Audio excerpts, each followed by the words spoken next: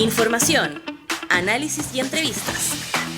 Profundidad, con una mirada panorámica en Línea 1. Ay, viene la lluvia nuevamente, Daniela Figueroa Videla. Ya a esta altura, yo decía antes, uy, ¿cuándo viene la lluvia? ¿Cuándo viene la lluvia? Ahora estoy diciendo, ¿hasta cuándo la lluvia? Ya, pero quiero exagerar, igual la región metropolitana no ha habido mucha y se ha comportado bastante bien. Bueno, hay zonas como el Cajón del Maipo, no sé, Puente Alto, que obviamente son comunas más afectadas, precordilleranas. Más cerca de la cordillera, sí. Sí, pero bueno, en Peñalolén nada. Viene lluvia. Viene lluvia, tarde-noche. Pero vamos por partes. Estamos en Línea 1, Eso. En Radio USACH 94.5 y en Canal 50.2 de la televisión digital abierta. Además estamos en diariousach.cl, TV USACH 50.1, Zapping 173 y Mundo 522 y obviamente las redes sociales. Daniela Figueroa Videla, muy buenos días y cuéntenos del diluvio que viene.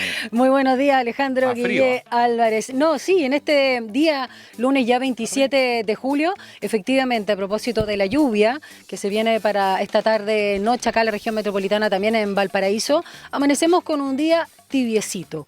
11 grados, 8 décimas tenemos a esta hora según la Dirección Meteorológica, un 88% de humedad. La máxima va a ser tan solo de 16 grados y ya te lo decía, tarde y la noche va a llover fuertemente, lo que va a durar hasta el día martes en la tarde. Ya en la noche del martes 28 mañana para la lluvia y la máxima mañana va a ser solo de 12, 9 y 12, 9 la mínima, 12 la máxima, así que bastante la jornada de mañana martes. Miremos las callecitas de Santiago rápidamente. Transporte informa región metropolitana da cuenta de flujo vehicular en aumento en este eje de Avenida Osa con Américo Vespucio al norte, entre los cruces de Avenida Larraín y Avenida Francisco Bilbao, esto es entre las comunas de La Reina y Las Condes, así que considerar tiempo extra en el desplazamiento.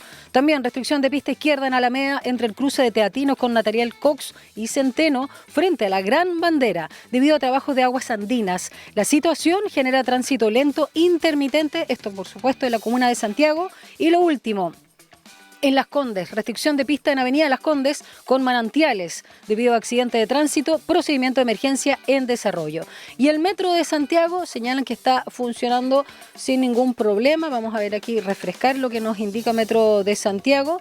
En la hora punta, sí, toda la red disponible, así que no hay ningún problema. Y tú ya lo decías, ¿no? Hasta 25 milímetros de agua, sí. Bajas temperaturas, ¿no? Se vienen a partir de esta noche, tarde-noche, en la zona central para que estén atentos con los resguardos. Ahora, el frío está bien porque es incómodo, pero permite que la nieve se apriete y dure más. Eso es lo que más te preocupa a ti, las nieves, yo sé. Qué verano terrible. Bueno, veamos lo de la restricción porque el lunes es 8 y 9 y la pregunta del día, donde pedimos su opinión, ¿qué le parece a usted? Tiene que ver... Sí, con la situación que se dio el sábado, la justicia cuando tarda dicen que no es muy justa, ¿no? Porque estamos hablando de 53 años desde el brutal asesinato de Víctor Jara. Y la captura justamente este sábado de Nelson Hasse Macei, de 80 años, que fue el último, ¿no? Porque estaba prófugo de la justicia del año 2023, el último entonces en cumplir la condena o que debiese cumplir la condena en torno no solo al asesinato y secuestro de Víctor Jara, sino también de Litre Quiroga. Entonces la pregunta, exacto, ese es el contexto. Entonces nosotros la pregunta la hacemos a través de la Fundación Víctor Jara. Claro. ¿Qué le parece a usted este fallo, las circunstancias, el momento y todo?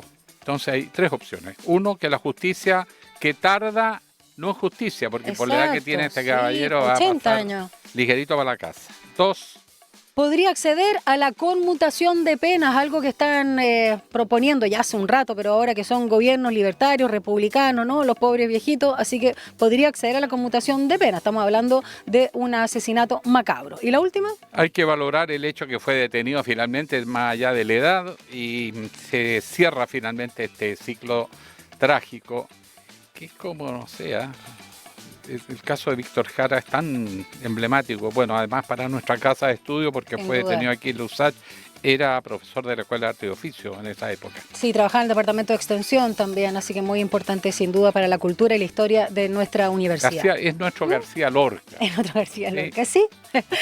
Vamos con las noticias, los titulares, 7:35. Línea 1 recorre las principales noticias de Chile y el mundo. Senapred decretó alerta amarilla para 6 comunas de la región del Ñuble ante el aumento del caudal de los ríos Perquilauquén y Chillán, con el fin de desplegar recursos preventivos para el riesgo de anegamientos. En tanto, un sistema frontal afectará a la región de Valparaíso, con además ráfagas de viento y precipitaciones de hasta 20 milímetros en comunas costeras como Valparaíso y San Antonio, manteniéndose además un aviso especial por marejadas entre Los Vilos y Algarrobo. El Ministerio de Obras Públicas estimó en hasta $700 millones el costo de la reconstrucción en las regiones de Atacama y Coquimbo tras el paso del temporal. El viceministro, Luis de Grange, presentó el primer catastro oficial de infraestructura dañada, reportando 358 caminos afectados, 17 puentes inoperativos y la suspensión del servicio en 308 del sistema de agua potable rural.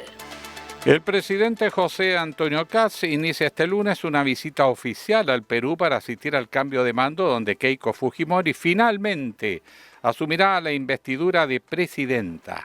El viaje corresponde a la 4ª gira internacional del mandatario, sumando a Perú como el 5º país visitado en su agenda exterior, tras sus pasos por Argentina, Costa Rica, Paraguay y Uruguay. El ex militar Nelson Hasse Massey fue detenido durante la madrugada del sábado tras un operativo judicial dictado por la Corte de Apelaciones de Santiago. El otrora oficial del ejército se encontraba prófugo desde el año 2023 tras ser condenado a 25 años por los secuestros y homicidios del cantautor Víctor Jara y del exdirector de prisiones Litre Quiroga. Irán vio la oportunidad. Ahora defiende el derecho de Arabia Saudí a desarrollar energía nuclear tras el acuerdo alcanzado entre el gobierno saudí y Estados Unidos. ¿Cómo? Doble estándar. El portavoz del Ministerio de Exteriores iraní afirmó que será Israel, en todo caso, el país que buscará impedir la transferencia de tecnología nuclear hacia las naciones del Medio Oriente. 7:37. Entrevistas en Línea 1. Bueno, vamos a hablar del ataque con drones ucranianos contra un buque mercante iraní en el Mar Caspio. Vamos a hablar también del canciller iraní, Abbas Araghchi, que responsabilizó al presidente Volodymyr Zelensky justamente de este ataque y advirtió que no va a quedar sin respuesta. Y también se suman las graves amenazas a las rutas del comercio petrolero global. Hay varios medios iraníes que informaron sobre la explosión de un petrolero en el estrecho de Hormuz, tras chocar con una mina naval por salirse del corredor autorizado. También los hutíes de Yemen lanzaron ataques contra infraestructura energética en la costa de Arabia Saudita, poniendo en riesgo la navegación en el estrecho de Bab el-Mandeb. Esto y más, ¿con quién conversamos? Pura tragedia. Especialista en relaciones internacionales, también experto en análisis de discurso, académico de la Universidad de las Américas, Claudio Coloma, periodista y doctor en todas estas materias en la Universidad de Essex, Reino Unido. ¿Cómo estás, Claudio? Bienvenido. ¿Cómo están? Tanto tiempo. Tanto tiempo, sí. Profe, mire, hay tantas cosas que han ocurrido que parece a veces que son medio distantes para nosotros, pero nos rebotan todos los días. El hecho de que Ucrania esté ampliando sus operaciones al Mar Caspio habla de que lejos de cerrarse el conflicto va creciendo. ¿Cómo lo están viendo los expertos? Bueno, han pasado hartas cosas. De hecho, partiendo con que nos rebotan, ya escuchaba en la mañana que las bencinas van a volver a subir. Sí. Pronto, el precio del combustible naturalmente que está alcanzando nuevamente la barrera de los $100 por barril en el indicador de Brent, ¿no? Que es el que nos rige a nosotros. Sí, han pasado varias cosas. Lo central, diría yo, a raíz de lo que vimos en el Mar Caspio, y ojo ahí, no es que Abbas Araghchi responsabilizó a Zelensky. Zelensky reivindicó el ataque. Sí. Y a raíz de eso, Abbas Araghchi, naturalmente, que anuncia que esto no puede quedar sin responder, porque se ajusta, de hecho, a las reglas de la guerra y al derecho internacional que regula la guerra. Bien, responder. Ahora, lo interesante de esto es observar que Zelensky justifica su ataque en función de argumentar que ese barco proveía municiones o armamento o una cooperación, implicaba una cooperación ruso-iraní que terminaba beneficiando a Irán militarmente, desmedrando a Estados Unidos. lo que estoy tratando de decir es que Zelensky argumenta ello en lugar de decir que Irán o ese barco está yendo a Rusia a fortalecer militarmente a Rusia y por eso Zelensky ataca de manera preventiva y defensiva. O sea, No, con su propio conflicto. claro, digamos, no, su él guerra. está deliberadamente diciendo, queriéndose entrometer en la guerra Irán-Estados Unidos, lo cual es un indicador más, digamos, de lo que hemos venido diciendo consistentemente a lo largo del tiempo. Zelensky está en una situación muy débil, muy complicada políticamente, no solamente porque la guerra está totalmente perdida, y eso ya lo hemos discutido. Han habido protestas en las últimas 2 semanas contra el desgaste político que evidencia su gestión. Desmanteló la plana mayor política y militar de la defensa ucraniana. ¿Reconociendo la derrota? ¿O qué? O sea, si la prensa nos está diciendo que Ucrania lo está haciendo muy bien y que incluso tiene esperanza de ganar la guerra, en ese contexto de éxito, ¿por qué descabeza la plana mayor de las Fuerzas Armadas y saca al ministro de Defensa? Bien, es en función de ello que hubo muchas protestas en Ucrania y en ese contexto Zelensky lanza este ataque. Vemos diferentes esfuerzos en el pasado por tratar de involucrar a Estados Unidos o a Occidente en el apoyo militar ya más deliberado, no solamente de cooperación indirecta, digamos, sino que entrometer a Occidente en el campo de batalla. Lo vimos con Nord Stream 2, la explosión de este gasoducto ruso, lo vimos en ataques con drones, UAVs en Polonia, en otros países del este de Europa, y ahora vemos este ataque en el Mar Caspio. Entonces, Zelensky tiene esto como una estrategia y naturalmente que lo único que logra con ello es unir a través del Mar Caspio 2 guerras. Exacto. Y elevarla a una escala de impacto más global, más mundial y aproximándonos a este fantasma de la Tercera Guerra Mundial. Se están mezclando ahí finalmente todos los países en conflicto. Ahora, ¿qué le queda a Rusia en esto? A propósito también de su amistad o vínculos con Irán y sobre todo, por supuesto, la guerra contra Ucrania y esta figura de Volodymyr Zelensky que es bastante particular. Bueno, pensemos en lo siguiente. Zelensky está diciendo, y a modo de sorpresa, ¿no? O sea, yo ataqué a esto porque hay un buque ruso-iraní, un buque iraní que está ayudando a Rusia, pero en tus esfuerzos de la guerra en Estados Unidos, ¿no? Con Irán. En el fondo, lo que pasa con Rusia, digamos, es, uno, no es ningún secreto que Rusia e Irán tienen cooperación militar. O sea, a raíz de este ataque no nos sorprendemos para nada. Entonces, el ataque no era justificado. Tampoco es sorprendente que, así como Rusia, China, Irán cooperan, sobre todo en materia de inteligencia, no es sorpresa que la Unión Europea, la OTAN o incluso Estados Unidos cooperan con Ucrania. Bien, entonces, en ese argumento, digamos, la justificación de Zelensky queda muy debilitada. Rusia, me parece que en ese marco no va a cambiar su posición, es decir, va a seguir apoyando a Irán. El apoyo, básicamente, como les decía, es inteligencia. Este nivel de precisión de los ataques iraníes en Jordania, en Bahrein, en Kuwait, bien, ha hecho que Estados Unidos tenga sus bases militares completamente destruidas, inoperativas, sobre todo bases con sistemas satelitales o sistemas de información que les permite navegar o son los ojos de las operaciones militares estadounidenses. Es a la luz de estos ataques con alta precisión que Irán se ayuda de esta inteligencia rusa y china. Es en ese marco que Trump dice este fin de semana vamos a bajar la intensidad de los ataques, vamos a parar, le vamos a dar paso a la diplomacia, y es porque están evidenciando la efectividad de los ataques iraníes. Ahora, entre todo este barullo, me llama la atención que Estados Unidos, Trump en particular, lidera por lo menos lo que dice la prensa, que hay que tener varias lecturas. A Arabia Saudí un visto bueno para que desarrolle energía nuclear. No se supone que está en contra. Claro. Paradójico, ¿no? Que inició la guerra con ese propósito y ahora lo extiende. Contra Irán. O sea, Trump hace todo lo contrario un día de otro. Horrores de errores, ¿no? O sí. Errores horroríficos, ¿sí? Eso podríamos calificarlo. Porque todo parte con el hecho de que la administración Obama tardó 2 años en negociar un tratado sobre la cuestión nuclear iraní, 2 años, finalmente llegan a un acuerdo, el JCPOA, ¿bien? Este acuerdo involucra a más actores, son cerca de 5 actores, incluyendo Rusia, incluyendo la Unión Europea, China, ¿bien? Y cuando Trump llega al poder en su administración primera, desahucia este tratado. Cuando vemos el memorándum de entendimiento y todo lo que ha devenido con la guerra, vemos que la única salida que Trump tiene hoy día es, incluyendo este memorándum de entendimiento, es retomar las bases o los principios del JCPOA, que lleva a que Irán tenga el derecho civil a desarrollar enriquecimiento de uranio, a ser objeto de supervigilancia de la Agencia Atómica de Naciones Unidas, cosa que por lo demás Irán siempre ha declarado que se somete porque de hecho ha suscrito el pacto de la Agencia, el Tratado de No Proliferación Nuclear. Ahora, Trump lo que le está negando a Irán se lo está otorgando a Arabia Saudita, con la salvedad de que en este acuerdo no habría necesidad o obligación, o no está contemplado, Control alguno. el control de Naciones Unidas en este proceso de enriquecimiento de uranio.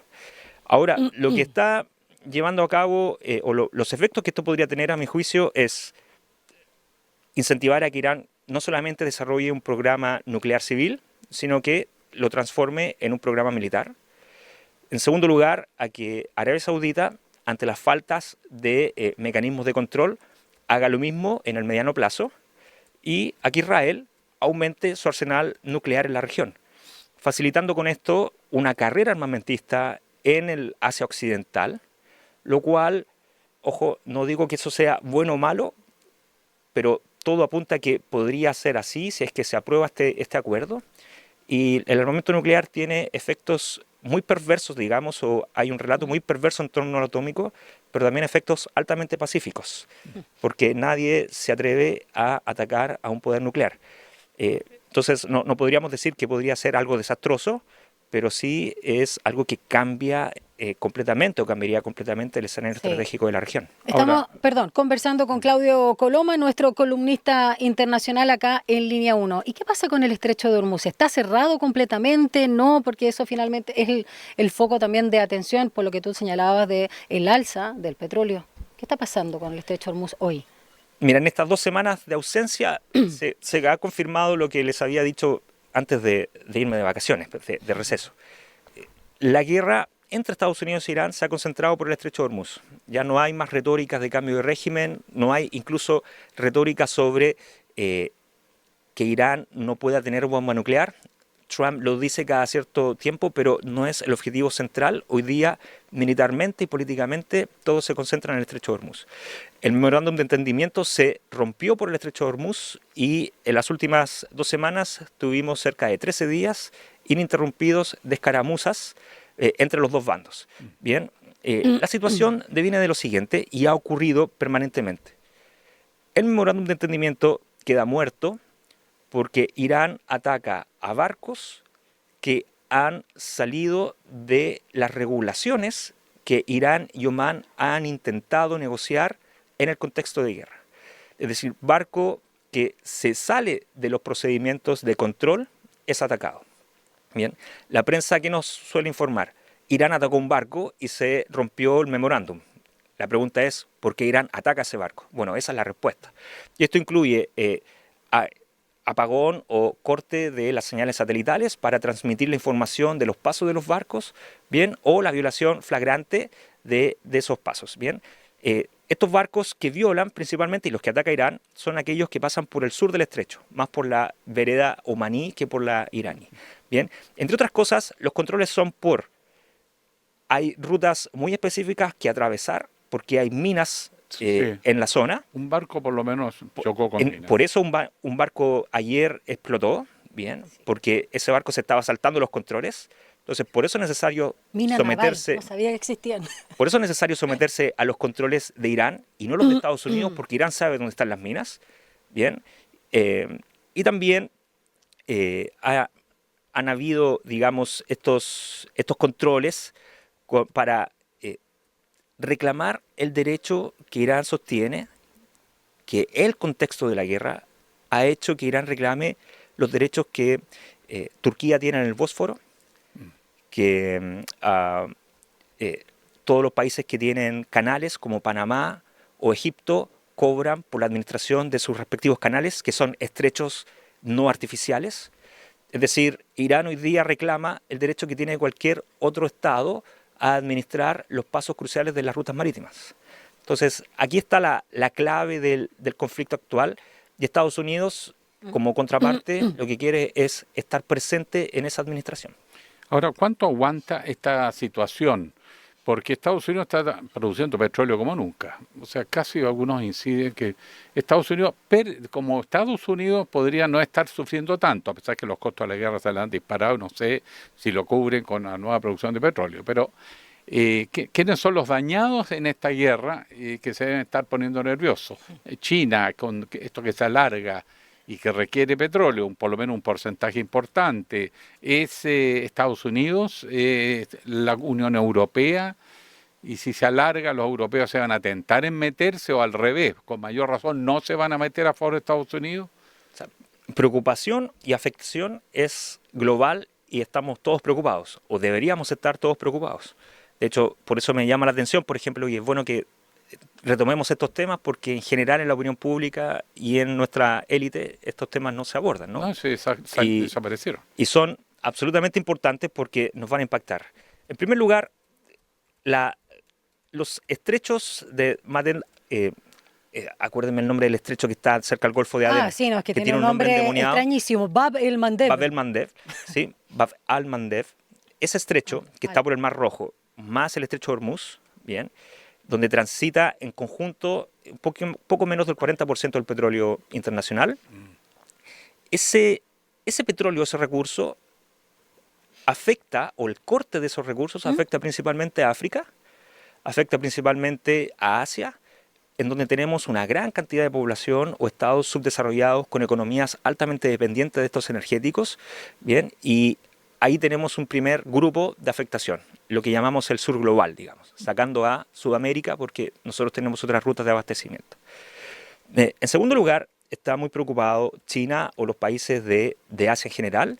La semana pasada ocurrió la Summit, la cumbre del Foro de Cooperación de Shanghái, que es un foro de alianza, o de cooperación más que alianza militar, entre Rusia, China, los países de Asia Central como Kirguistán, Kazajstán, también está Pakistán, Irán, está la India. Y esta Summit, entre otras cosas, reveló que China con Pakistán están íntimamente coordinados. Pakistán, en su rol de broker, para tratar de haber allanado la paz de mediador, está altamente coordinado con China, precisamente para lograr acercar posiciones con Estados Unidos y incitar a Irán que, a pesar de toda la desconfianza, pueda retomar negociaciones con Estados Unidos, y para que Estados Unidos, además, a través de Pakistán, se comprometa a cumplir lo acordado en el memorándum. Y lamentablemente dejamos de hablar de Gaza, ¿no? De todo. Nos concentramos en esto, porque de alguna manera, en nuestros conflictos. Directo. Sí. Nos pega en el bolsillo. Vamos a ver la próxima semana, o esta misma semana, empieza a subir de nuevo la gasolina, a ver qué dice el gobierno chileno. Profesor, como siempre, un agrado, una semana que va a seguir lloviendo, así que abríguese. Que tengamos buena semana. Igualmente, gracias Claudio Coloma, especialista en Relaciones Internacionales de la Universidad de las Américas y doctor en Ideología y Análisis del Discurso de la Universidad of Essex, Reino Unido. Son las 7:54. Vamos a Estación Editorial. Daniela Figueroa Videla, esta semanita el gobierno no va a poder avanzar en su mega reforma porque están en semana regional. Sí. Vuelve agosto. Si pasa agosto, en una se salva. Bueno, usted sabe que agosto es un mes especial. El tema está que el gobierno se le quebró una mayoría que creía segura, porque eran solamente con su foto, y resulta que ni siquiera en eso tiene certezas, y tuvo que suspender la votación antes de irse a la semana regional, como era la intención del gobierno, porque se le empezaron a dar vuelta a muchos parlamentarios, y que creo que responde a una consecuencia de esta estrategia del gobierno de jugar al pirquineo.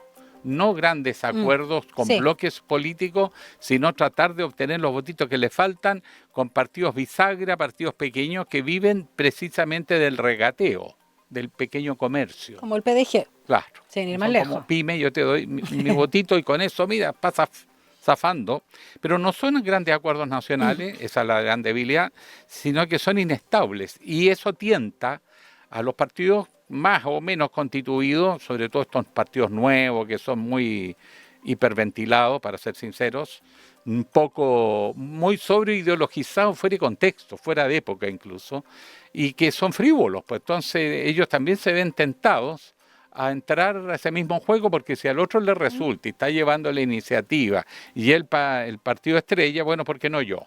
Entonces muchos parlamentarios se van a ir tentando cada vez más a decir, bueno, yo también quiero negociar. Pues. Ahora, el PPD negoció, consiguió algo mejor por si acaso, pero igual, justamente a propósito de la invariabilidad tributaria, igual votó en contra. O sea, por último lo hizo como, si es que quede menos malo. Claro, bueno, ese es un criterio que siempre se usa, ¿no? Mejorar, esa es la negociación, pues si todos ceden y dan. Pero después votó en contra. En efecto, pero aquí yo quiero decirle que si el gobierno, yo espero que esta semana recapacite, porque si de verdad el gobierno piensa que el problema es el de empleo, sea claro con el país, la mejor manera de apoyar el empleo en Chile apoyando a las pymes. Y todo lo que las pymes están percibiendo son amenazas, porque en el fondo lo que quiere ir el gobierno es a que el tema tributario sea igual, de terminar con el estatuto especial de las pymes y sobre todo micropymes, sí, y que todo el mundo pague lo mismo, lo que favorece a las grandes empresas.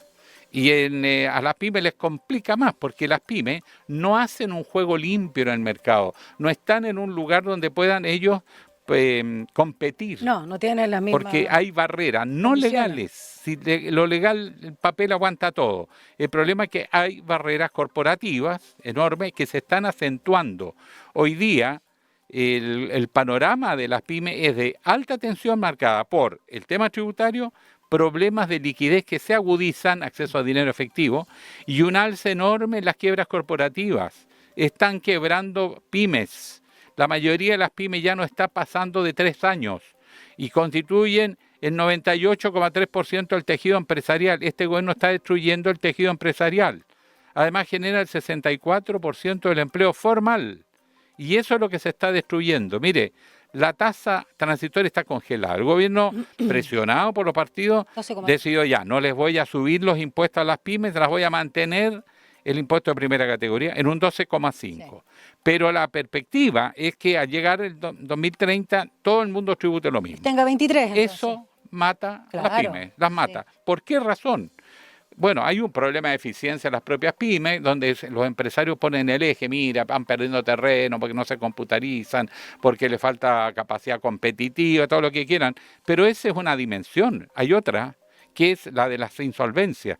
El incremento, que es superior al 40% de los procesos de quiebra, responde también, primero, a un encadenamiento de los pagos que está cada día más dilatado. Las grandes empresas se están demorando mucho más de los 30 días que dice en teoría la ley para pagar. Y eso le sirve a la gran empresa como una especie de dinero líquido, sí, que le sirve para beneficiarse de ese dinero que debería pagar y no paga. Como cuando el empresario retiene los pagos previsionales y están lucrando con los pagos previsionales y el trabajador se está empobreciendo porque no obtiene utilidad de ese fondo, porque no se ha pagado.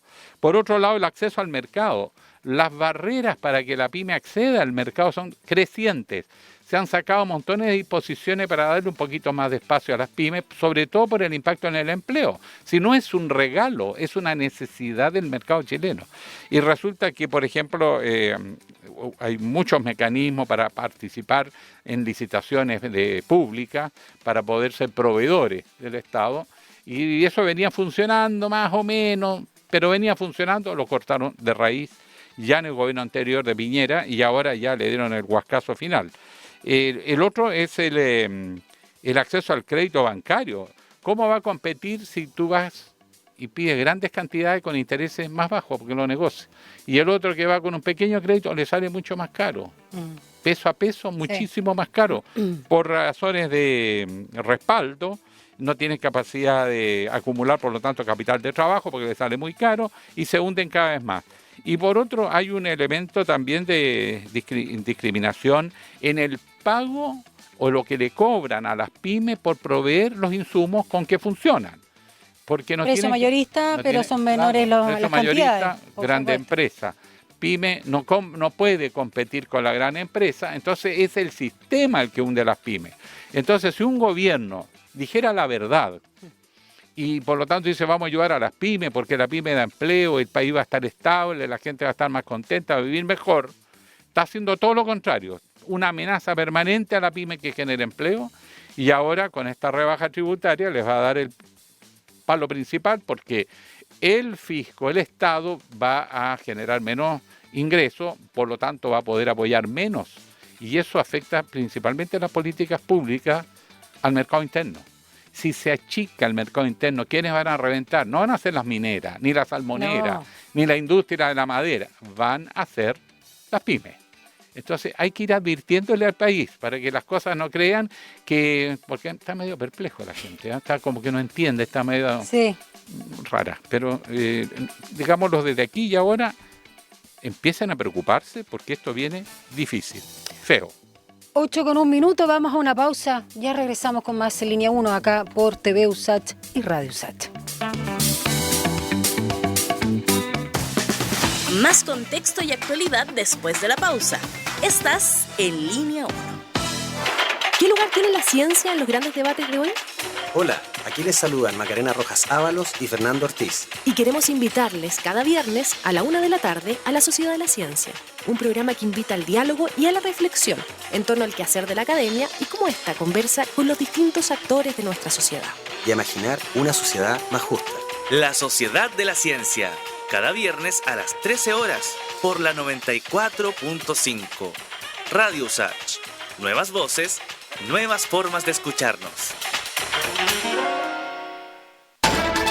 En un mundo donde las tensiones geopolíticas y los cambios en el orden internacional se aceleran cada vez más, entender la política global bajo un análisis crítico es indispensable. Aquí conversaremos junto a expertas y expertos de los temas que están transformando el mundo. Mirada Global, por Radio USACH y TV USACH. Mirada Global, junto a Alejandro Guiller. Capítulo estreno cada jueves a las 22 horas por Radio USACH 94.5 FM y TV USACH, canal 50.1 de la televisión digital abierta. Julio comienza en julio. Durante este mes tenemos diferentes actividades deportivas, culturales, recreativas y lo mejor, que son gratuitas. Durante este invierno, en Parquemet no paramos. Ven a disfrutar de nuestros espacios y reconéctate con la naturaleza. Para más información, síguenos en nuestras redes sociales @parquemetminbu y www.parquemet.cl y no te pierdas ninguna novedad. Extensión USACH, Aula Records y Radio USACH presentan Notas de Colección, un recorrido por el repertorio universal de la música de tradición escrita, desde las obras y grabaciones más célebres de la historia hasta aquellos tesoros escondidos que guardan nuestros archivos. Martes y jueves a las 21 horas te invitamos a Notas de Colección, un aporte de Extensión USACH, Aula Records y Radio USACH. Nuevas voces. El fin de semana se vive mejor con los sonidos, ritmos y armonías que nos dejaron una huella imborrable en nuestra existencia. Ecos del ayer. Cada domingo de 1 a 3 de la tarde, sintoniza con aquellas canciones que forman parte de nuestra biografía emocional. Ecos del ayer. Música para recordar. Contexto y actualidad. Regresamos a Línea 1. En Línea 1 nos detenemos en las noticias que definen la actualidad. Senapred decretó alerta amarilla para 6 comunas de la región del Ñuble ante el aumento del caudal de los ríos Perquilauquén y Chillán, con el fin de desplegar recursos preventivos por el riesgo de anegamientos. En tanto, un sistema frontal va a afectar a la región de Valparaíso con ráfagas de viento y precipitaciones de hasta 20 milímetros en comunas costeras como Valparaíso y San Antonio, manteniéndose además un aviso especial por marejadas entre Los Vilos y Algarrobo. El Ministerio de Obras Públicas estimó en hasta 700 millones de dólares el costo de la reconstrucción solo de las regiones de Atacama y Coquimbo tras el paso del último temporal. El viceministro Luis de Grange presentó el primer catastro oficial de infraestructura dañada, reportando 358 caminos afectados, 17 puentes inoperativos y la suspensión del servicio en 308 sistemas de agua potable rural. El presidente José Antonio Kast inicia este lunes una visita oficial a Perú para asistir al cambio de mando donde Keiko Fujimori asumirá la investidura de presidenta de la República. El viaje corresponde a la cuarta gira internacional del mandatario, sumando a Perú como el quinto país visitado en su agenda exterior tras sus pasos por Argentina, Costa Rica, Paraguay y Uruguay. El ex militar chileno Nelson Jase Macei fue detenido durante la madrugada del sábado tras un operativo judicial dictado por la Corte de Apelaciones de Santiago. El otrora oficial de ejército se encontraba prófugo de la justicia desde el año 2023, luego que fue condenado a 25 años por los secuestros, homicidio y tortura del cantautor Víctor Jara y del ex director de prisiones Litre Quiroga, sin contar otros casos y otros juicios. 8:06. Entrevistas en profundidad. Línea 1. A propósito de lo que comentaba también Alejandro Guillén, el último titular, vamos a hablar de lo que significa también esta captura del último condenado por el secuestro y asesinato de Víctor Jara. Y bueno, el historiador y periodista, biógrafo español Mario Amorós es autor, entre otras tantas, de la biografía del músico La vida es eterna y destacó que esta detención representa un paso más contra la impunidad.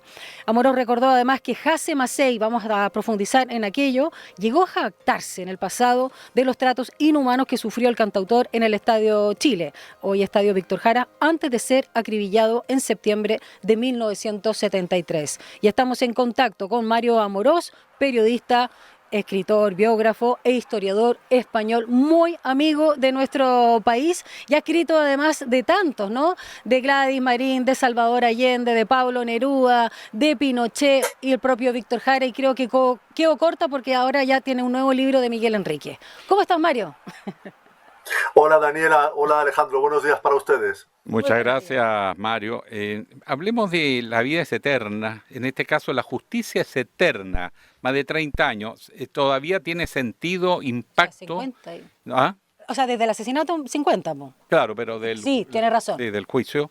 La vida es eterna, la justicia chilena es eterna. ¿Es justicia eso para el estándar internacional? Buen punto. Bueno, Alejandro, fíjate, yo leía hace un rato el comunicado de la Fundación Víctor Jara, ¿no? Que decían que después de 53 años ha entrado en prisión el último de las personas condenadas, ¿no? Y la Fundación dice que justicia, después de 53 años de lucha contra la impunidad, de espera, no es muy justo, ¿no? Pero claro, yo les hablo de un país como España donde ningún represor de la dictadura franquista ha sido ni siquiera investigado, no ya condenado, ni está en la cárcel, sino ni siquiera investigado. Entonces, desde un país donde reina la impunidad, que la lucha de Joan Jara, de su familia, de la fundación, de los amigos de Víctor, del Partido Comunista, de la izquierda, haya permitido que en el 2018 sentencia en primera instancia, que finalmente en el año 23 la Corte Suprema dictara esas 7 condenas, me parece que yo lo valoro bastante, ¿no? Nada repara el dolor causado, nada repara tantos años tan difíciles de lucha por la memoria y la justicia, pero yo creo que también es significativo, y hoy, por ejemplo, el diario El País dedica una página de su edición impresa a la detención de Jase, ¿no? Es un impacto mundial dada la importancia y el cariño que la figura de Víctor despierta en el mundo. Mario, ya vamos a hablar de este personaje, pero preguntarte, ya que mencionabas a John Turner o Joan Jara, ella falleció el año 2023. Ella alcanzó, ¿no?, a saber de esta información, de esta condena independiente. Me acuerdo que se suicidó también cuando lo fueron a buscar, sí. Y en este caso Jase se dio prófugo y estuvo escondido en una parcela en Puyehue, ahí en la región de Los Lagos, hasta que fue detenido el sábado. ¿Ella se alcanzó a enterar entonces? Sí, Joan llegó a saber, la primera condena fue en 2018 y después la Corte de Apelaciones y la Corte Suprema ratificaron esas condenas iniciales después de un proceso que sumó miles de páginas que yo pude leer en gran parte, de un trabajo muy duro, donde además en esta causa hay algo significativo. Son conscriptos que después de mucho tiempo hablaron a partir del año 2009 y eso fue lo que permitió destrabar el proceso y avanzar hacia las condenas, ¿no? Personas que eran jóvenes de 18 años que vivieron aquellos hechos terribles declararon, y de manera muy acertada, don Nelson Caucoto, el abogado de Joan Jara, y la propia Joan dijeron que no buscaban perseguir judicialmente a conscriptos, a muchachos de 18 años que les obligaron a hacer aquellas barbaridades, sino a los responsables, a los oficiales del Ejército de Chile, que fueron los que se vieron involucrados en estos hechos criminales. Ahora, ¿te llama la atención, porque de estudiar tanto este país, que militares de alto grado no hagan ningún mea culpa, no tienen conciencia de la brutalidad que hicieron? Y todavía lo reivindican y lo reivindicaron. O sea, que hay un tema cultural, hay un tema psiquiátrico que explica esta brutalidad doble. Bueno, mi mujer es psiquiatra, está a punto de irse al trabajo, la podría llamar para que nos contara de esto. Pero se tiene que marchar ya. Pero si pensamos que evidentemente el máximo responsable, todos recordamos muy bien, Alejandro y Daniela, cómo se comportó en vida, cómo rehuyó, cómo se burló permanentemente de las víctimas, ¿no? Sí. Cómo se jactó. Bueno, no podemos esperar nada de sus subordinados, que por otra parte ahora imagino que estarán un poco envalentonados, ¿no? Al ver que en la Moneda, democráticamente, evidentemente, hay un presidente que defiende la dictadura y que plantea, en algunos círculos se plantean los indultos a personas condenadas por crímenes contra la humanidad, ¿no? Pero sí es llamativo, ¿no? Llamativo que no haya habido nunca un gesto de personas relevantes, más allá del nunca más de Cheire y bueno, de otras personas, que fueron muchas involucradas en estos hechos que costaron la vida a Víctor Jara y también a Litre Quiroga. ¿Qué se sabe de Nelson Hasse Massey? Nosotros sabemos ahora que tiene 80 años, que va a cumplir pocaso de los 25 años que le dieron por estos dobles delitos, por supuesto secuestro y además asesinato de estas dos víctimas. ¿Qué se sabe de él? Tú hablabas de que se jactaba también de haber asesinado a menciono, en mi biografía menciono el testimonio de un oficial del ejército que se retira del ejército en el año 72 y luego vuelve en el 74 a la DINA y ahí coincide con Hasse en la DINA. Y es impresionante que alguien que fue de la DINA diga que Hasse se comportó de manera brutal, ¿no? Dentro de la DINA. Bueno, es lo que yo recuerdo, es lo que menciono en el libro. Otro conscripto le vincula directamente con el asesinato de Víctor Jara, está también citado en el libro. Después, en ese punto, lo explicó de otra manera. Bueno, todos ellos declararon en el sumario judicial, ¿no? Esa es la virtud de ese trabajo por la justicia que lleva a que estas personas tengan que declarar y explicar y justificarse. Estos sumarios judiciales que se han instruido tantos en Chile, tan importantes, son miles y miles de páginas, ¿no? Y ahí, por ejemplo, la PDI, con sus departamentos de pericias criminalísticas y estas cosas muy, muy concretas, han hecho un gran aporte con los años, porque en el caso de Víctor siempre se dijo, por ejemplo, que habían sido 44 disparos, ¿no? Sí. Y hicieron con la exhumación de sus restos, pruebas, pericias y, bueno, por ejemplo, ese dato no está confirmado, ¿no? No se sabe cuántos disparos le dieron a Víctor, ¿no? Pero sí se sabe y se ha reconstruido cómo pues, supuestamente le acabaron con su vida. Cuando uno visita el Estadio Chile, hay una pieza al nivel de la cancha polideportiva donde mataron a Víctor y ahí hay un retrato de Víctor. En fin, es muy impresionante estar allá, pensarlo, imaginarlo y también recordar que hay evidentemente muchas personas que estuvieron en el Estadio Chile, como Osiel Núñez, que era presidente de la Federación de Estudiantes de la Universidad Técnica del Estado, que ha contado una y mil veces, con gran rigor, también lo hizo en el juicio por el asesinato de Víctor Jara, qué pasó allí aquellos días, ¿no? Es muy, muy impresionante ir al Estadio Chile. Perdón, Mario, solo por lo que tú señalabas, ¿le quebraron efectivamente las manos a Víctor Jara a propósito para que no tocara guitarra?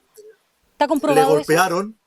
Le golpearon, lo que pasa que yo en la biografía cuento, a partir también de investigaciones que han hecho jóvenes investigadores chilenos que cito en el libro, cómo se crea la leyenda de las manos que no le cortaron a Víctor, pero cómo se crea esa leyenda por un escritor chileno que publica un texto en el diario bonaerense La Opinión el 2 de enero del año 74, quiero recordar, la página del artículo la reproduzco completa en el libro. Es muy impresionante cómo de esa leyenda a la que Joan Jara siempre desmintió en entrevistas, cómo se instaló en la mentalidad colectiva mundial. Y Joan siempre contó de una manera muy impresionante, con una rigurosidad y sin exagerar nada. Como ya decía, no hacía falta inventarse nada, el horror real fue tan grande. Y cómo Joan contó efectivamente cómo encontró el cuerpo de Víctor en la morgue, ¿no? O sea, le destruyeron las manos porque hubo sadismo ahí. Le golpearon, pero aquella leyenda de que me duele hasta decirlo, ¿no? De que le habrían cortado las manos, eso es falso. No, quebrar, o sea, claro. Era golpear. fracturar, sí, para fracturar. rehabilitarlo, eso, para decirle no tú cortarse. nunca más vas a tocar guitarra. Aún si sobreviviera, cosa que no ocurrió porque poco después lo fusilaron. Ahora, en la investigación rigurosa del caso, porque estos hechos que se actualizan sirve para revivir la memoria histórica tal como la gente recuerda, los que fueron testigos, y para que los que no lo vivieron sepan la brutalidad que hay por el negacionismo que está viviendo en una parte importante del país.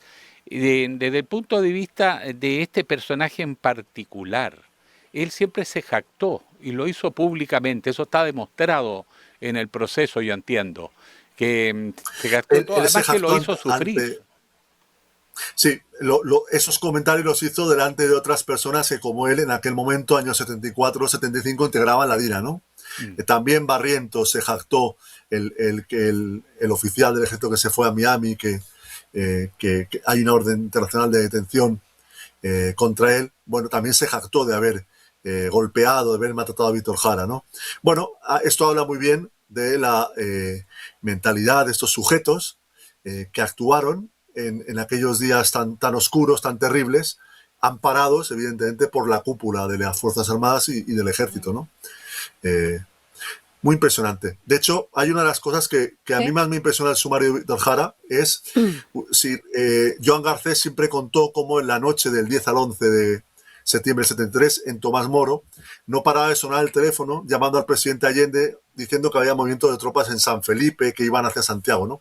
Bueno, cuando uno ve el sumario del asesinato de Víctor Jara, estos Jaase, Barrientos, ellos estaban en Tejas Verdes y los levantan a las 3 de la mañana y los mandan en camiones a Santiago al regimiento Tacna, ¿no? Es decir, hubo muchos, y también llegaron del norte de Chile, más hacia el norte, regimientos aquella noche del golpe a Santiago, ¿no? Es decir, todo aquello que vivían en Tomás Moro, que el presidente Allende llegó a saber, gracias a estas investigaciones judiciales, uno ve y ve los testimonios de los conscriptos, de los oficiales que llevaban a Santiago, a ese Santiago que amanecía ya con el golpe de Estado en marcha, y es muy impresionante cómo la justicia, aunque tarde, ayuda a los historiadores a contar de otra manera la historia, porque si no, de ninguna manera podríamos tener estos detalles. Bueno, también importante, Mario y Alejandro, que a propósito del caso de Víctor Jara, acá estamos hablando de 7 ex integrantes del ejército que fueron condenados y tienen la respectiva responsabilidad penal, autor tanto de homicidios como de secuestros calificados. Y ahí está obviamente Nelson Jaase, está Raúl Jofre González, Edwin Dimter, Ernesto Betke, Juan Jara, Hernán Chacón y Rolando Melo, que fue condenado como encubridor. ¿Cuál es la situación que se da? Porque siempre se empareja, ¿no? Estaban juntos. ¿Por qué fueron separados tanto Víctor Jara como Litré Quiroga en el estadio, hoy Estadio Víctor Jara, entonces Estadio Chile? ¿Cuál era la situación de ellos que los pusieron juntos? ¿Por qué tenían saña particularmente con ellos? Quizás por el peso no solo simbólico de Víctor Jara. ¿Qué pasa con Litré Quiroga? Hablar un poco general de las prisiones. Sí, 30 años solamente, claro. Y Víctor 40, 33 años. Aquella tarde de sábado 15 de septiembre del año 73, el Estadio Chile estaba siendo vaciado y llevaban a centenares de detenidos en micros al Estadio Nacional. En el último momento separan de la fila a Víctor Jara, a Litré Quiroga y al doctor Danilo Bartulín, médico de Allende que había estado en La Moneda. A última hora Bartulín le perdonan la vida y él sobrevivirá y llegó a vivir, ha fallecido hace poco tiempo y vivió aquí en España. Y asesinan a Víctor Jara y a Litré Quiroga, ¿no? En el caso de Víctor, su identificación con el Partido Comunista, con el gobierno del presidente Allende, evidentemente es lo que le costó la vida, ¿no? Y en el caso de Litré Quiroga, bueno, hay quien aventura que pudo ser, en su condición de director general de prisiones, que dicen que habría maltratado, entre comillas, porque no es verdad, al general Bió, que había participado en el tacnazo del año 69, en fin, ¿no? Pero lo que está probado judicial y documentalmente es que en esas horas de la tarde los separan y los asesinan en una de las piezas del Estadio Chile. Mario, por último, ya que estamos, vemos una nota en el mostrador del mes pasado respecto a un nuevo libro tuyo del poeta español Miguel Hernández. Cuéntanos una nueva biografía. Cuéntanos si lo vas a venir a presentar a Chile y yo, bueno, no sé nada de este poeta, así que nos puedes contar algo de también la importancia. Bueno, Miguel Hernández fue un gran poeta español, uno de los grandes poetas españoles. Española. Sí, yo creo que cuando conversé con Alejandro Enero y con Andrés, hablamos me dijo.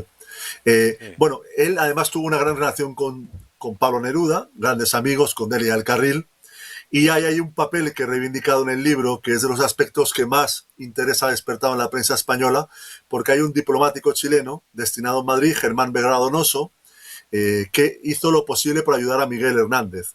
Miguel Hernández fue condenado a muerte por un consejo de guerra de la dictadura franquista y fundamentalmente fueron las gestiones de este diplomático chileno que después fue canciller de Chile en el año 47-48, en el año 57, una persona notable en la sociedad chilena del siglo XX.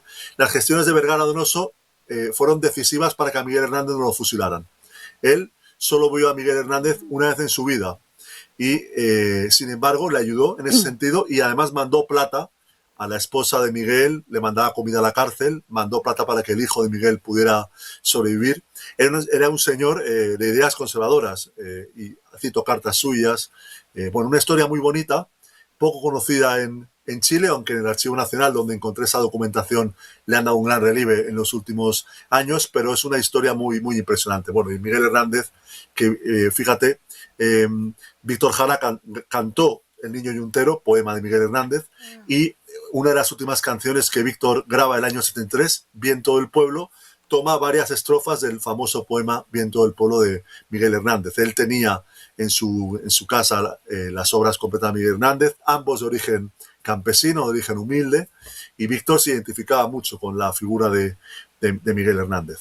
Estaré por allá en octubre, pero yo creo que para otras cosas. Eso. Mario, me encanta esto de que seas el biógrafo de personajes históricos que pertenecen a una misma constelación y siempre vinculados, por supuesto, con Chile. Así que te esperamos cordialmente también acá en Radio USACH, como siempre, Mario Moroz. Un abrazo. Un abrazo, Mario. Ya nos encontraremos aquí con unas tapas. Eso. No hay aquí, no hay. No, aquí, pero hay otras pastel de cositas choclo ricas. te invitamos. Lo pasamos bien la última Sí. vez. Yo también estuve con él la última vez. 8:22. Combinación Línea 1. Diversas miradas de la actualidad. Yo no tenía el gusto, Alejandro. Hernández. No, de verdad que en no. La De casa verdad de que no. Neruda en Isla Negra, ¿Ya? en esa sala donde están las copas, ese ¿Ya? ventanal precioso. ¿Ya? Ahí en el techo tiene puesto nombre de poetas y en distintas partes Pero es que yo no de tenía la el gusto. casa ya en Mira. Isla Negra. Sí. Y Hernández sale a cada rato. Mira, bien amigo. Gran amigo de él. Neruda. Ya, perdona, robamos unos segunditos a nuestro compañero Gonzalo Espinosa, que viene con su sección en este día lunes. ¿Cómo está el ánimo? Hola, muy buenos días. ¿Te desayunó? Sí, no, hoy día Casi me botó pancito de la con silla. queso, jamón y café en la casa. A la casa. Bien. Muy Me bien, desperté unos compañero. minutos antes. Se nota el compañero. semblante. Sí, no, espectacular ahí desayunar antes de venir al trabajo, obvio. fundamental. Hay que alimentarse. Hay gente que siente náuseas en las mañanas. Yo por suerte no, como harto. Sí, hay gente que amanece con náuseas. Ya, vamos. Vamos, sí. Entremos al tema.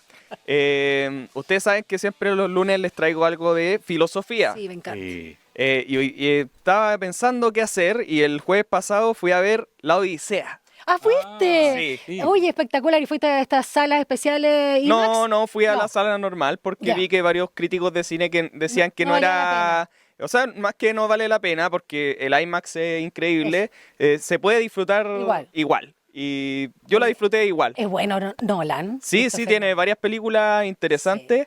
Y quería hablar de la lectura que hace él de la Odisea porque creo que él lo que está haciendo es aprovecharse de este mito para hablar de lo que estamos viviendo nosotros ahora en el mundo. Poema épico de Homero. Exacto. Al que se le atribuye. Claro, o sea, este poema que fue compuesto hace 2750 años es una de las historias fundacionales de lo que podemos llamar la civilización occidental, que narra la vuelta de Odiseo después de la guerra de Troya a sus tierras, pasan 20 años donde él está 10 años en la guerra y 10 tratando en de el volver. mar. Sí, tratando de volver ahí porque recibe una maldición de los dioses, Sí. entonces hay un montón de islas que él visita, la de los gigantes, la del Cíclope, la de Circe, tiene que pasar por los cantos de sirena. La sirena se quedó no sé cuánto tiempo, según el mito. En la isla de Calipso. Iba a Eso. devolverse Sí. a la casa. Claro. El tipo además decía, ¿Qué Penélope? ¿Qué Argos? ¿Y cómo se llama el hijo? Telémaco. Telémaco. Pero, Claro. claro, en ese Tiene tiempo un perrito Pe- también. Argos. Penélope tiene que soportar ahí a estos pretendientes que invaden el palacio.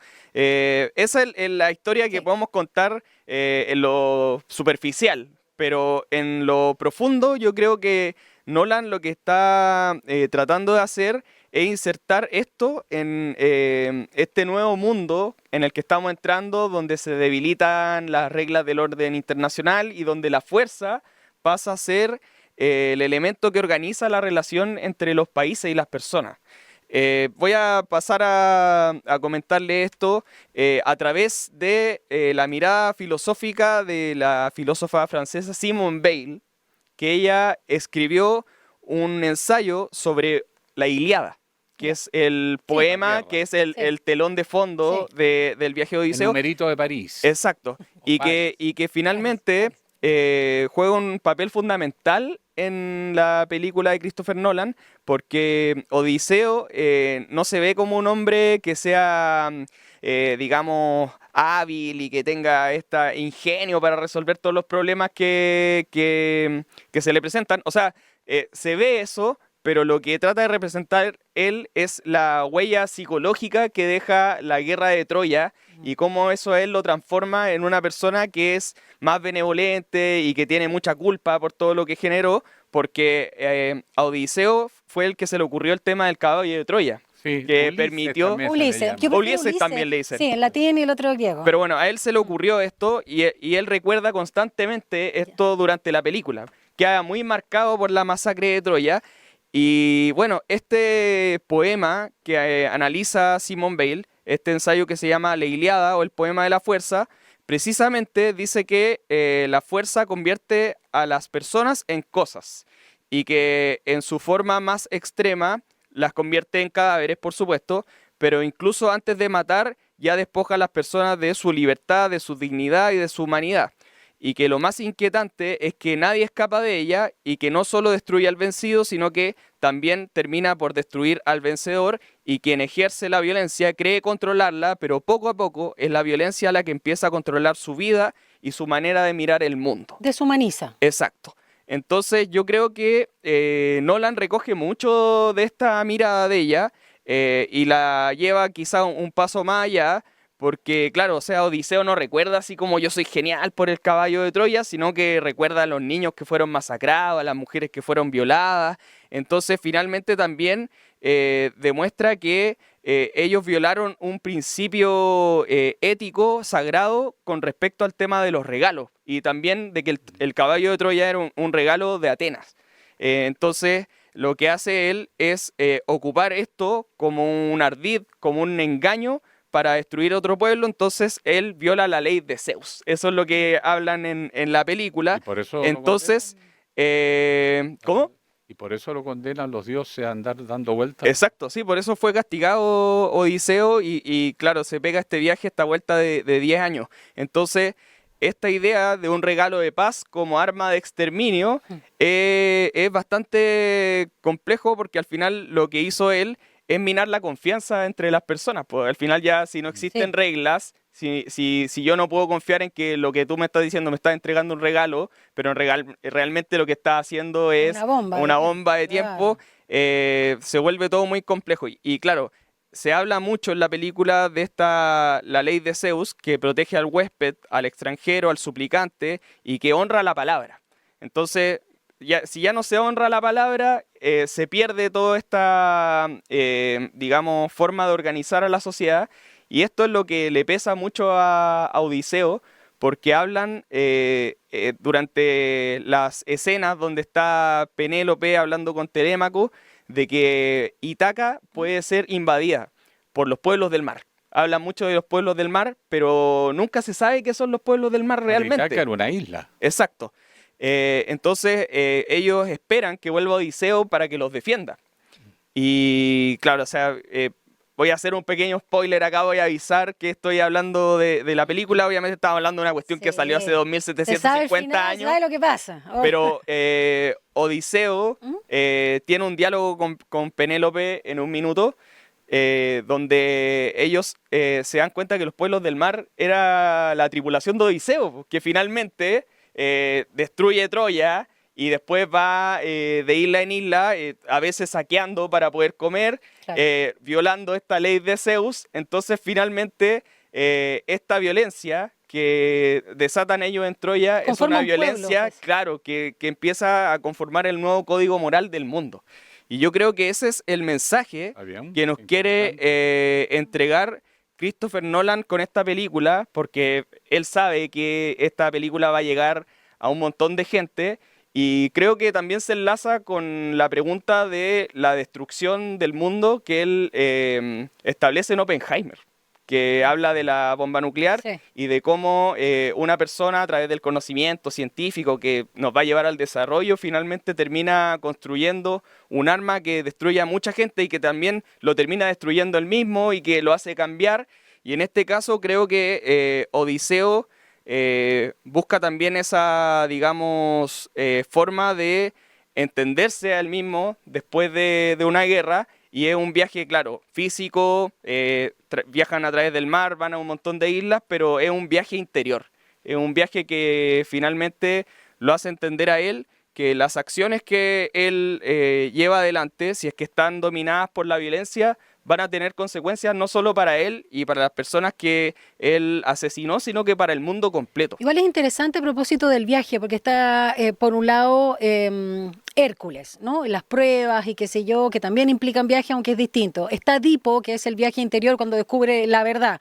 Y en Ulises está esta situación también de esa transformación, con todo lo que tú muy bien señalas, y el viaje con retorno. Es la matriz del viaje con retorno, que obviamente tú no llegas o no vuelves igual a como te fuiste. Ahora, demórate un poquito, 20 años de escaleta. Mira, pero bien interesante lo que la matriz. Ya. ¿Ah? ¿Cómo? Nada era igual después cuando llega a su isla. No, exacto. Exacto. De una isla no muy grande, pero bueno. Oye, ¿qué tal la película, la versión, digamos, Anne Hathaway? ¿Qué tal? El elenco es espectacular, parece. Claro, ¿no? O sea, está por ahí. En términos cinematográficos, de factura, que Christopher Nolan se jugó todo por hacer esto con efectos, uno lo llama artesanal, pero no, está hecho análogo, sin efectos especiales, sin la pantalla verde. Odisea hacer la película. Sí, no, todo eso se nota ahí muy bien. A mí por momentos como que de repente no me gustó mucho el montaje, pero en términos del mensaje que entrega, que era como lo que les mencionaba, creo que la lectura que hace él, sobre todo de lo que está pasando en el mundo con las guerras, con los genocidios, creo que es un buen mensaje para la gente de que finalmente reflexionemos sobre los efectos que tiene la violencia y que no es inocuo, y que finalmente la gente puede decir, tuve una victoria, destruí una ciudad completa, pero eso puede significar una derrota para la civilización. Impresionante como los seres humanos, ¿no? Estamos hablando de algo de casi 3.000 años, tropezamos siempre con la misma piedra, son los mismos aprendizajes. Yo creo que la siempre memoria, lo mismo. La memoria histórica poco enseña. Cada generación tiene que vivir sus traumas. Sí, pero digo que los traumas son los mismos, los dolores son los mismos. Y se paga el mismo dolor. Y mira lo que pasa con Israel, claro, lo que fueron la persecución de los judíos y cómo está la situación ahora, o Estados Unidos, ¿no es cierto?, que era como el epicentro de la democracia y la sociedad de la oportunidad, lo que está transformado, los propios estadounidenses diciendo que la democracia está muriendo, que las libertades públicas están muriendo. Bueno, el mundo es así nomás. Ojalá que exista esa, digamos, instancia donde los líderes del mundo puedan reflexionar y decir, ¿qué estoy haciendo? ¿Hacia dónde está conduciendo todo esto? Porque es importante. Solo para cerrar, me acordé de una obra de Teatro Bonobo, que no sé si la conocen, Sí, donde sí. viven los bárbaros. Ay, sí. Que también ahí se hace la pregunta, de Sí. hecho parte con una Lo escena comentamos nosotros. donde los griegos se preguntan, Sí. van a venir los bárbaros, Sí. pero los bárbaros siempre están dentro de uno Sí, mismo. es buena esa obra, es buena la compañía. Además que los bárbaros eran mucho más desarrollados que ellos. Por algo Alejandro Magno se va a lo que hoy día fue el imperio persa, ¿no? Hoy día Irán, y no Claro. volvió nunca más a Grecia. Con todo lo que vio, quedó encandilado con el mundo asiático, que era lejos más desarrollado. ¿Te sientes identificado con Alejandro Magno más allá del, No, del porque nombre? era guerrero y a mí no, yo no soy ni bueno para los puñetes, menos con una espada. Déjeme tranquilo. Ya. Oye, ¿y No estoy Matt en Damon? guerra con nadie. Matt Damon, o sea, no ¿No me gustó tanto a mí. Ah, sí, porque no dijiste nada y Claro, ya, sí, no sí. me convenció tanto este No, Odiseo. Anne Hathaway, Ya, bien. es buena Anne Sí. Hathaway. Bueno, vamos a ver en Odiseo, se dispararon las ventas del poema Sí, épico. menos mal, Sí. venta de libro ahí, Sí, bueno. como lo que hablábamos del otro día. Exacto, sí, siempre pasa. Yo Hamlet, en todo caso, no he visto ni la película ni leído el el libro. libro, pero bueno, lo tengo pendiente. Gracias, pum. Gracias a usted. Muchas Un gracias. agrado que venga. Sí, Vamos a volver. Vuelve. 8:35. Vamos a una pausa y ya regresamos.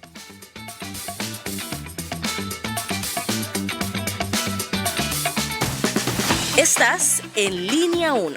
Regresamos en instantes. Las bandas y solistas que hicieron historia. El sonido que marcó generaciones con el pulso del rock latino que sigue vivo. Cada domingo a las 5 de la tarde, puro rock.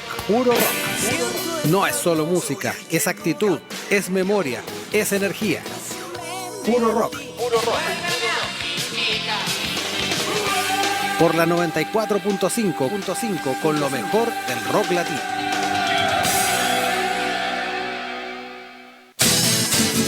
Todos los días a las 12 en punto te invitamos a hacer un recorrido por los sonidos más profundos de nuestro país. El alma nacional. La trova, el canto de raíz, folclore y fusión que unen generaciones. Y cada viernes con música en vivo en las sesiones de El Alma. El Alma Nacional.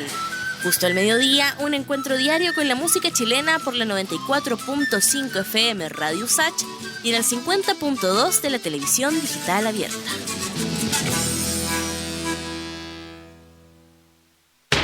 En Sin Pretexto pasamos revista a la agenda de futuro. En un contexto de crisis global que exige anticipar y abordar los desafíos que enfrenta la sociedad con una mirada analítica y plural. En esta cuarta temporada, el espacio vuelve a reunir propuestas sostenibles e innovadoras, orientadas al bienestar colectivo y de largo plazo, convocando a la academia, centros de pensamiento y polos de desarrollo para un análisis profundo. Todos estos temas confluyen en Sin Pretexto. Soy Mirna Schindler y te acompaño de lunes a viernes a las 6 de la tarde en Sin Pretexto, Radio Usach 94.5.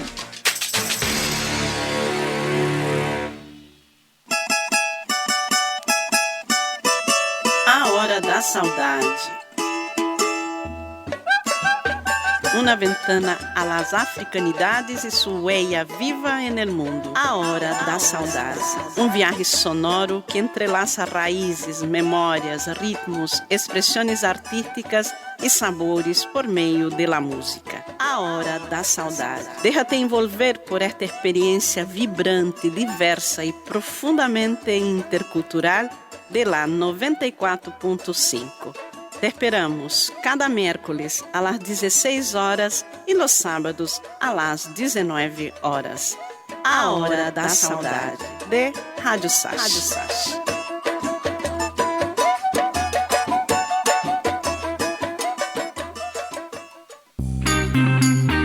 Te invitamos a conocer la editorial Usach.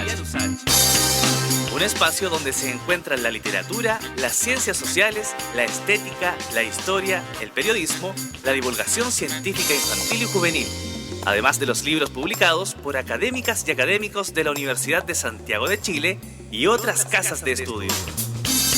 Visítanos de lunes a jueves de 9 a 18 horas y los viernes hasta las 17 horas en Librería Planetario, Avenida Víctor Jara 3453, Estación Central. Revisa nuestro catálogo en librería.editorialusach.cl.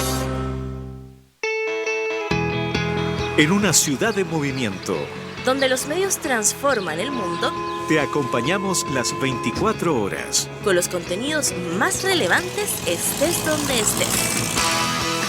TV USACH 50.1, @TV USACH. Radio Usach 94.5, @Radio Usach. DiarioUSACH.cl, @Diario USACH. Somos Medios Usach, Las comunicaciones que mueven tu día. Te invitamos a Somos Expertas, Nuestra Voz. En esta temporada podrás seguir conociendo las historias de vida de distintas mujeres expertas, sus trabajos, estudios e investigaciones que buscan hacer de este mundo un lugar mucho más justo. Conéctate a Somos Expertas, Nuestra Voz, cada miércoles y sábado a las 13 horas por la 94.5 FM, el canal Abierta y en nuestras plataformas digitales. Radio USACH, Nuevas Voces. De regreso a Línea 1 con una mirada crítica y en profundidad. Un diálogo a fondo. Entrevistas en Línea 1. Bueno, llegó la hora, pues. El octavo informe sobre derechos sexuales y reproductivos que elabora Miles Chile está alertando ante el riesgo de retroceso de libertades públicas que se había alcanzado o creíamos que ya eran parte de la nueva cultura del nuevo Chile. Bueno, hoy día todo eso en peligro y la necesidad de advertir, abrir debate, reflexión y bueno, movilizarse. Pero quiero decir algo muy particular. Ese proyecto de ley Escucha su corazón, yo encuentro que es de un sadismo y me proyecto a quienes están detrás de él. Yo creo que esa gente sería capaz de cualquier cosa con poder. Y me asusta, porque esto ya lo vivió el país el año 73 y lo que fue posterior. Todo el tema de los derechos humanos. Aquí hay sadismo. No hay una aclaración legislativa, una cosa... Menos informativa, que tratan de pasarlo por ahí para la toma de decisión, no, esto es de interrumpir el sadismo. embarazo en 3 causales. Bueno, de esto y más conversamos con Javiera Canales, directora ejecutiva de la Corporación Miles Chile, que está acá con nosotros. Vamos a hablar de este tema en específico, de las amenazas, de los riesgos y del octavo informe, por supuesto, sobre derechos sexuales y reproductivos en Chile. ¿Cómo estás, Javiera? Bienvenida. Hola, buenos días. Muchas gracias por la invitación. ¿Qué es lo que más te llamó la atención de este octavo informe? Bueno, en concordancia con la discusión pública actual, el informe da cuenta de una escasa fiscalización de la ley de interrupción voluntaria del embarazo. En otras palabras, que es una ley que no obstante que lleva 9 años, ahora en septiembre cumplimos 10 años de esta legislación, que en términos de desarrollo social es una raya en el agua. Pero que le falta mucho, que es una ley que todavía le falta mucho, es una ley que está en el papel, regulada, pero cuando uno va a analizar la fiscalización, los parámetros críticos, el acceso, de hecho pudimos incluso develar una situación de una niña de 12 años que llegó pasado el plazo de las 14 semanas, por causal de violación y no dejaron que interrumpiera y la dejaron hospitalizada hasta los 9 meses. Entonces, hay situaciones... Eso, eso es una violación de derechos humanos, retención ilegal. Es que eso es lo que estamos viendo. Lamentablemente creemos que estamos muy desarrollados en algunos temas, pero uno, cuando conversan de temática de derechos sexuales y reproductivos, tratan como de alejarse de países como El Salvador o como el Centroamérica, donde se sabe que hay una cultura de persecución a las mujeres, que las mujeres están presas más de 30, 35 años, que incluso la Corte Interamericana de Derechos Humanos ha mandatado la libertad de muchas de esas mujeres. Chile tenemos casos realmente críticos. Entonces, en ese sentido, hoy se quiere poner más barrera a una legislación que no está funcionando tan bien tampoco. De hecho, Javier, acá varias cosas bien, digamos, interesantes o complejas al menos, ya. Lo que costó, ¿no? Avanzar en estas 3 causales que, digámoslo y subrayemos, son situaciones muy dramáticas y límites. Y hay que decir también de base que ninguna mujer per se quiere abortar. Luego estuvo el tema, ¿te acuerdas, Alejandro, que nosotros lo hablamos varias veces acá, de la objeción de conciencia, que se veía como institucional, pero en realidad como las instituciones no tienen conciencia y eran los médicos que no querían ejercer, qué sé yo, esta interrupción del embarazo en las 3 causales. Luego estuvo todo el tema del reglamento, o sea, finalmente no se estaba llevando a la práctica, a propósito de lo que tú también mencionas de este caso dramático. Y ahora, si bien el presidente Kast y su gobierno no se han pronunciado ni a favor ni en contra de esta idea, de esta iniciativa parlamentaria de Urruticoechea, que está casado, además hay que decirlo, con Vanessa Kaiser, que da además argumentos de como que esto es para la natalidad, no, una cosa ya, pero macabra. Si bien ha tenido muchas críticas por parte del sector del oficialismo y del gobierno, están tratando de meter ruido una vez más, y siento yo, ¿no?, para socavar y dificultar justamente, y tratarnos como personas no sujetas a derechos, las mujeres como vasijas, y una vez más como esta idea, a propósito, y ahí está la batalla cultural, este tema de las mujeres que tenemos la función de procrear. O sea, lo decía, y hasta el día de hoy sale un poco como en el espíritu la idea de Jaime Guzmán. O sea, aunque estés a punto de morirte, tienes que parir, aunque te mueras al día siguiente. Esa es tu función de ser mujer. Y en eso no hemos avanzado como sociedad en su conjunto. Es que yo creo que sí hemos avanzado y esta es una arremetida de los nuevos conservadurismos. Y esto, aunque uno que eso es lo grave. Cree que eso es lo grave, claro, que uno crea que estas personas son súper como creativas, de aquí no hay nada creativo. No, nada. Porque esto es una avanzada que viene de internacionalmente, o sea, lo vimos en Hungría, lo vimos también en la caída del presidente Roe versus Wade en Estados Unidos. Ellos, de hecho, citan en este proyecto solamente estados de Estados Unidos, en donde también hay una falacia argumentativa, porque en esos contextos también hay una legislación que permite más, es una legislación por plazo, porque cada estado finalmente puede regularlo, y en los estados que ellos nombran y que se regula este proceso, que además es voluntario, no hay un condicionamiento del acceso a la prestación, son otra dinámica también del aborto. No estas situaciones tremendamente complejas, pero como le decía, esto es parte de una avanzada internacional de los nuevos conservadurismos, y es porque las mujeres hemos ganado mucho terreno. Y eso es lo que les molesta. Están enojados. Eso es lo que les molesta. Sí. Y esta avanzada que ha venido, no viene directamente como vamos a ingresar un proyecto en contra de la ley de aborto. Claro. No vamos por ejemplo, Milei no ha ingresado ningún proyecto en contra de la ley de aborto. Lo que hizo fue desfinanciar los servicios de salud para que no se pudieran comprar insumos, y entonces hay hospitales. Y esa estrategia también se te quiere aplicar acá. Probablemente creemos que es la segunda arremetida. En Hungría y en Estados Unidos, ¿qué es lo que ha pasado? No han ido en contra de la legislación propiamente tal, pero sí lo que han hecho ha sido poner barreras de acceso, que es lo que estamos viendo acá. Poner más barreras para que en definitiva la legislación que ellos encuentran injusta no se materialice. Y además amenazan a los propios médicos, porque uno critica al médico, pero hay muchos médicos que dicen, bueno, tú haces el aborto, no trabajas en universidades, no trabajas en otras clínicas, ni en otros hospitales, o sea, no es solo que no estén de acuerdo o que sean de mentalidad conservadora, sino se está instalando un ambiente de amenaza contra el personal de la salud para, pasarles la cuenta y dañarlos a ellos y a su familia indirectamente. Ahora, en este cuadro en particular, ¿qué feeling tienen desde el gobierno? Porque yo tengo entendido que el gobierno va a darle la pasada para que se siga discutiendo. O sea, la ministra de la Mujer no se ha referido en nada, la ministra de Salud tampoco, la de Desarrollo Social dice que ella está hoy abocada a el programa Chile Renace, y también nuevamente como reinstalar esta agenda valórica que le denominan ellos, en donde si uno revisa los programas de gobierno anteriores de cuando fue candidato presidencial el actual presidente, él iba en contra del Ministerio de la Mujer.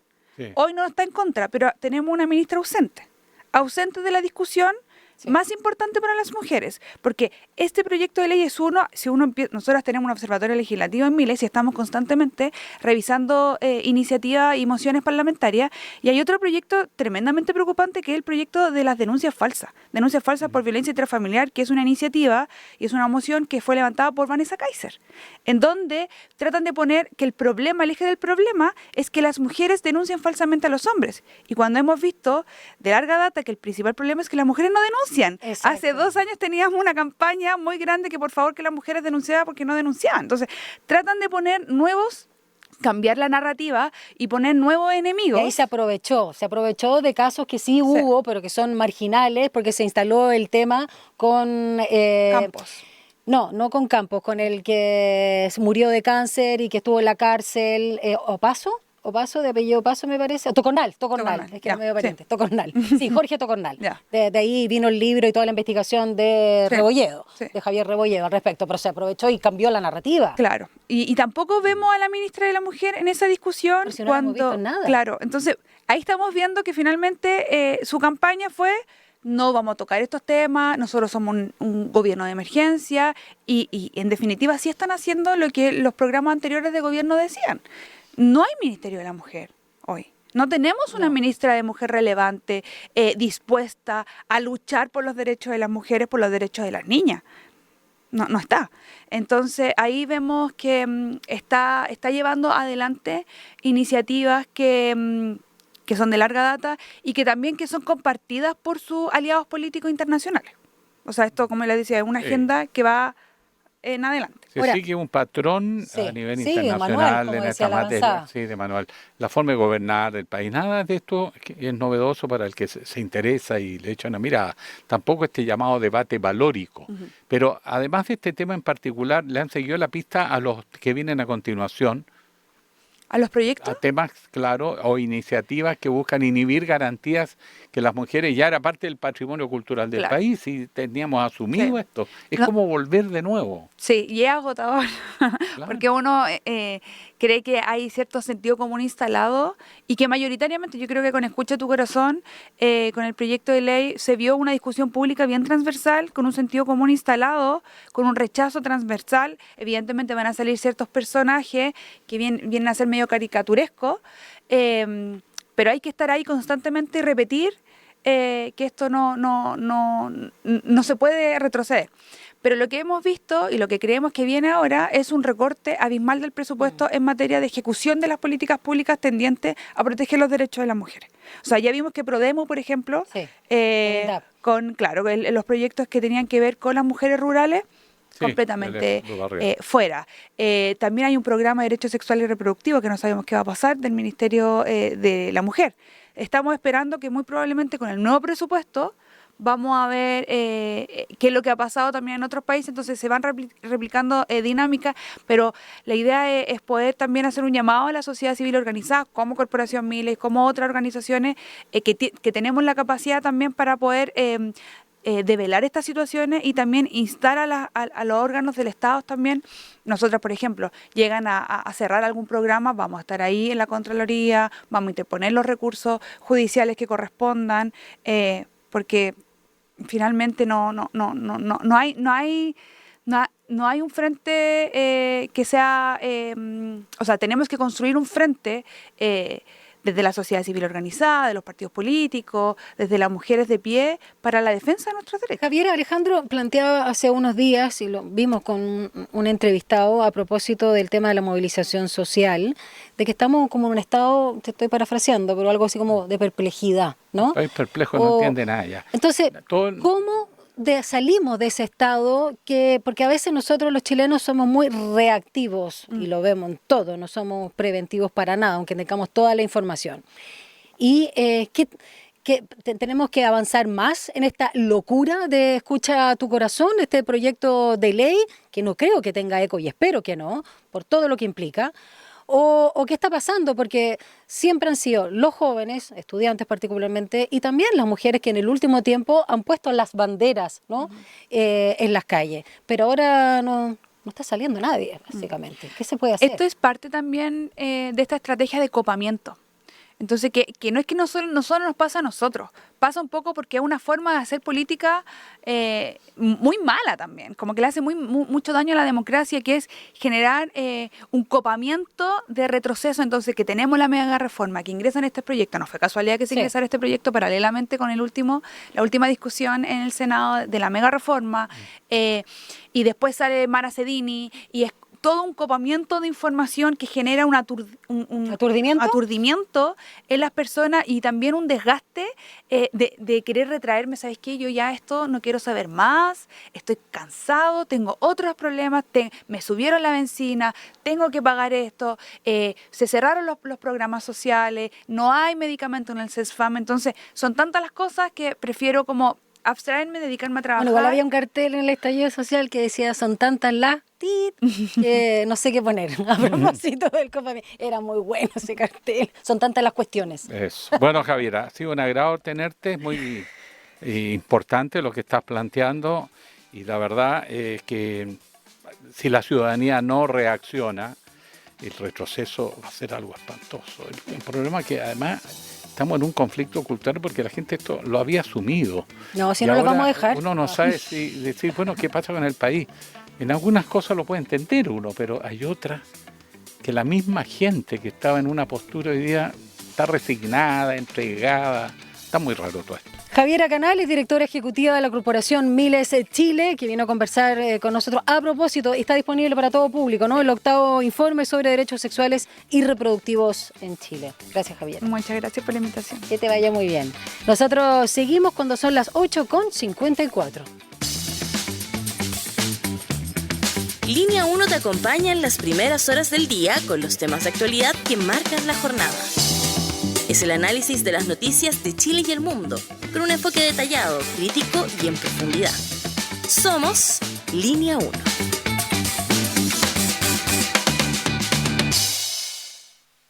La última recarga informativa en Línea 1.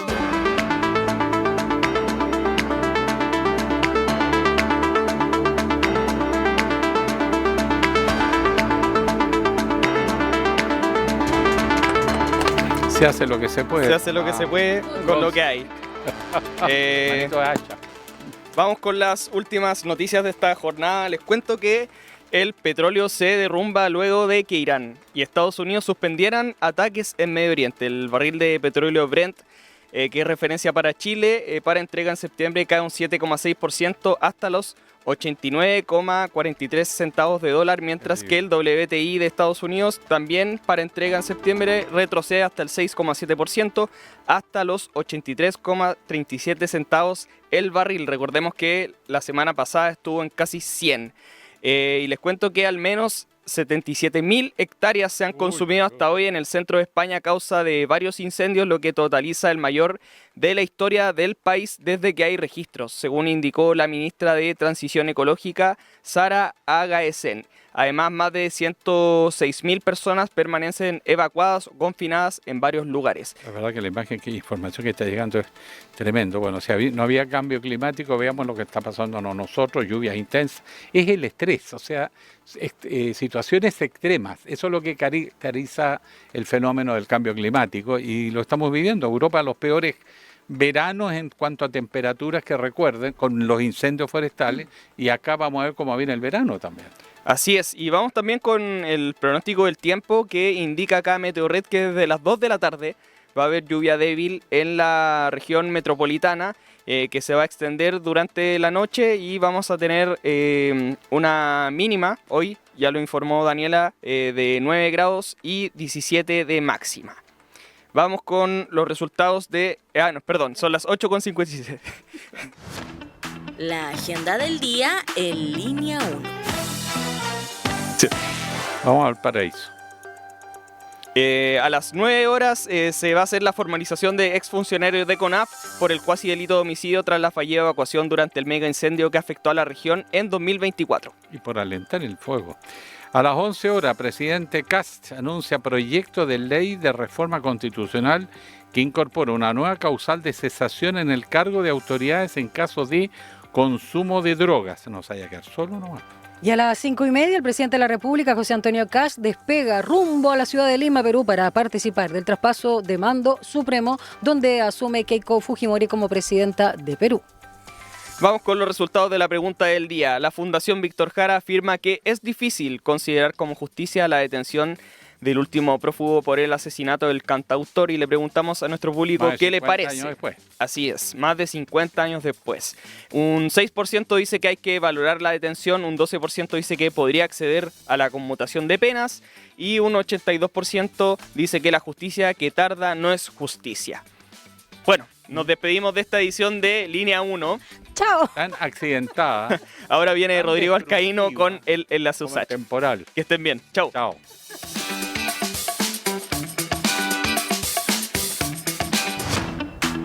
Información, análisis y entrevistas. Profundidad, con una mirada panorámica en Línea 1.